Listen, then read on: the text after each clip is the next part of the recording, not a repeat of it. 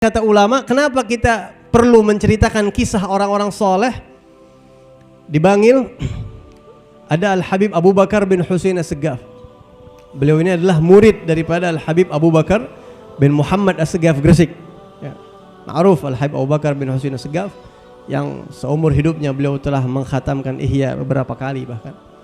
Itu Al-Habib Abu Bakar bin Husain As-Segaf.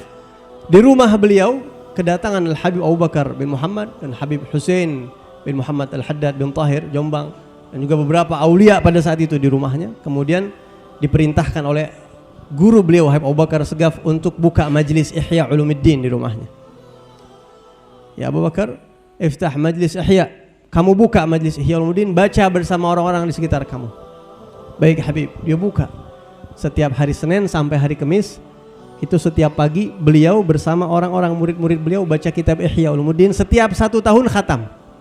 Sehingga setahun sekali mengadakan khatam Ihya Ulumuddin yang sampai sekarang ini sudah lebih dari 1 abad dan 100 kali khatam kitab Ihya di situ. Makanya cucu beliau menamakan pesantrennya Darul Ihya li Ulumuddin karena di situ udah berkali-kali khatam kitab Ihya.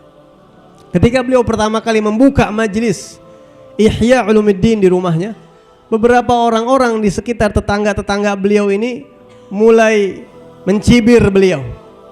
Mulai kalau orang Betawi bilang lemes mulutnya begitu ya.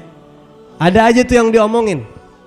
Ya Habib Abu Bakar, kita mau ngapain buka majlis Ihya, baca kitab Ihya? Itu kitab ketinggian. Bukan ukuran kitab, bukan kita nggak bakal bisa kita ngamalin apa yang ada di dalam kitab Ihya. Mau ngapain antum buka kitab itu? Kitab terlalu tinggi. Itu kitab mengkisahkan orang-orang luar biasa. Kita nggak sanggup dengan kitab itu. Tapi jawaban beliau sangat luar biasa dan jadi inspirasi buat kita. Apa kata beliau? Syuf ya fulan, ana buka majlis Ihya di rumah ana ini cuma karena 2 hal doang. Yang pertama, karena ini perintah guru ana. Ya, ana sebagai murid nggak ada pilihan lain selain menjalani perintah guru, mesti nurut ana sama guru. Yang kedua, untuk inkisarul qalb. Kalau kita baca kitab Ihya, itu banyak kita lihat amalan-amalan orang soleh, sifat-sifat aulia yang begitu kita baca, kita ngaca sama mereka, kita ini rasanya nggak ada apa-apanya. Kita kayaknya nol, ya Allah kita ini siapa, jauh banget, bagaimana kita? Sehingga ketika kita membaca kisah itu, lahirlah di hati inkisarul qalb. Ya Allah saya nggak ada apa-apanya. Ya Allah saya masih nol. Ya Rabb saya ini nggak punya apa-apa. Seperti yang tadi disebutkan sama Abdurrahman Syahab itu.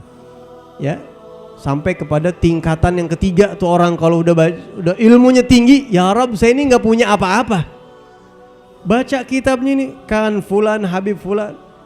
Ya, Al-Habib Abdullah bin Muhsin Al-Atas, kalau kita baca manaqibnya itu nggak pernah ninggalin sholat 5 waktu berjamaah seumur hidup. Ya Allah, ngaca sama diri kita nih. Al-mu'min mir'atul mu'min. Ya Rabb saya ini kayak apa? Kecuali di akhir-akhir hayatnya ketika beliau udah nggak sanggup bangun lagi untuk sholat. Kita baca kisah-kisah aulia salafus soleh, itu terenyuh hati kita inkisar. Dan Nabi Musa pernah bertanya kepada Allah, Ya Rabb aina ajiduk? Ya Allah, kalau aku mencari engkau itu ada di mana? Kata Allah Subhanahu wa taala, ana indal munkasirah gulubuhum min ajli. Aku selalu ada di hati orang-orang yang hatinya merasa minder, enggak punya apa-apa. Aku ada bersama mereka, kata Allah.